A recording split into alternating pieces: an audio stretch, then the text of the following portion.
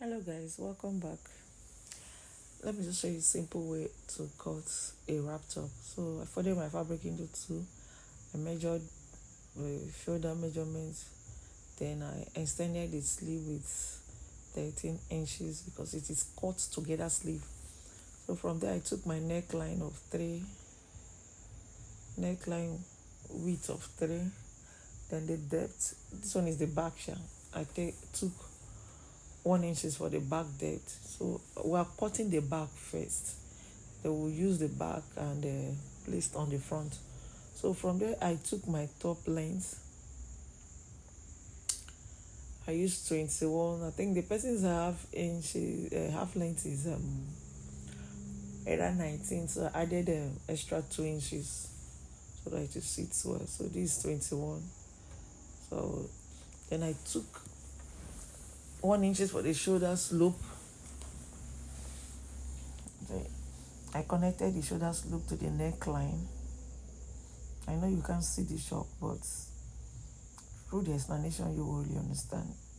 So from there I measured the sleeve, the round sleeve. I think I took 10 for the round sleeve.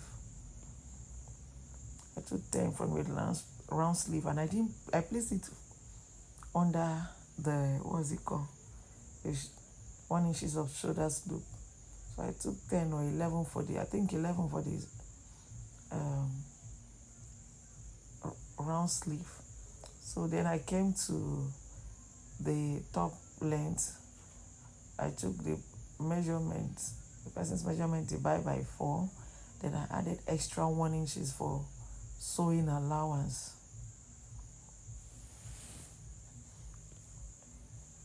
I added extra 1 or 2 inches for sewing allowance.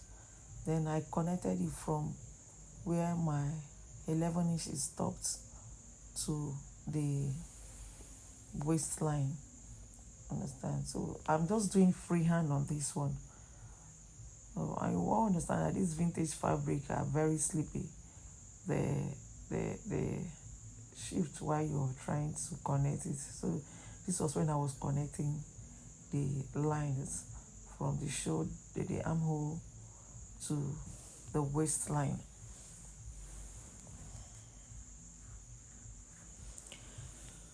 So this was when I was cutting it. When I was cutting it.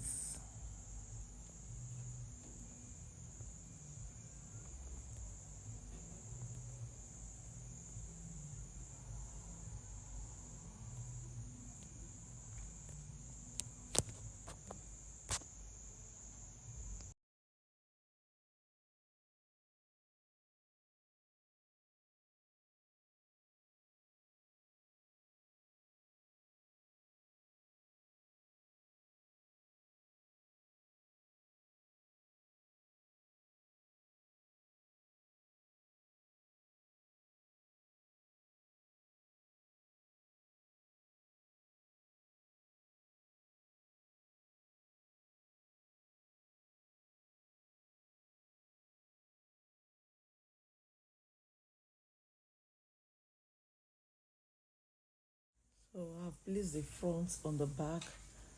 Then I gave enough inches, like enough allowance on the front. Why? Because the front is going to have a belt. You understand? The wrap belt. So I used 2 yards on this thing.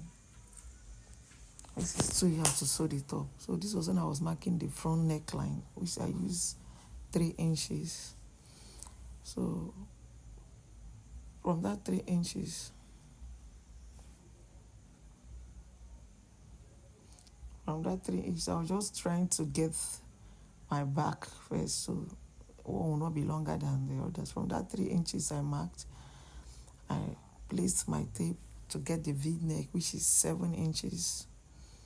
You understand? But I said that 7 inches will be too high. It will be too high, so I had to come down. I think by either 9 inches or 11 inches. I had to come down.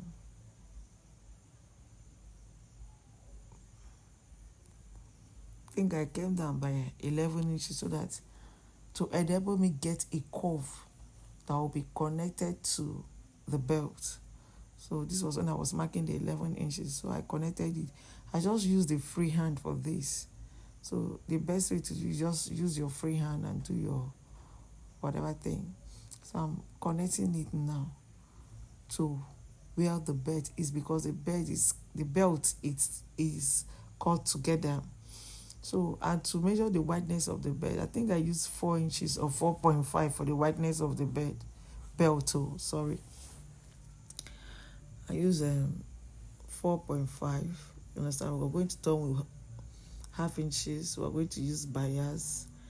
If you watch, if I even joined my fabric to get the belt together. So this was when I was connecting it. From that 11 inches, I had to curve it. You understand? So I used the 4.5 inches for the wideness of the belt. So this was when I was connecting it.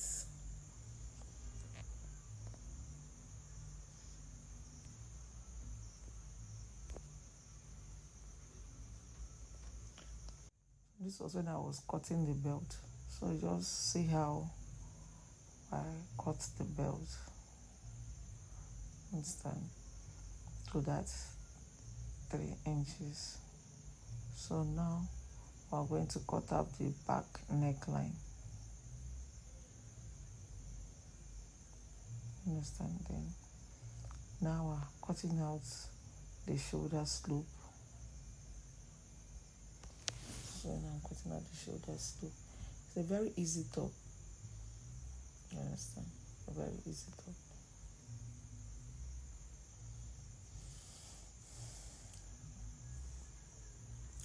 Easy top.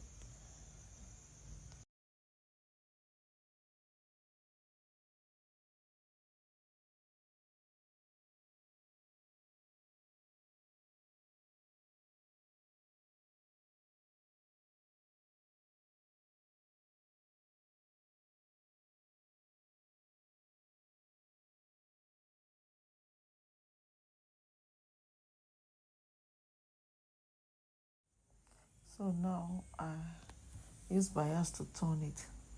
So this was when I was sewing it. I use bias to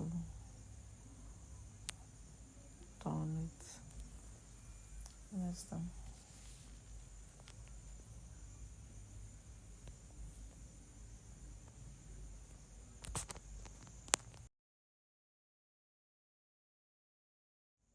And this is the final result. This is how the top is. Understand? The final result. It can be tied in different ways. You can tie it as a wrap top. You can leave it. You can just tie it to the front or the side. This is a final. Thank you. Bye. Next time.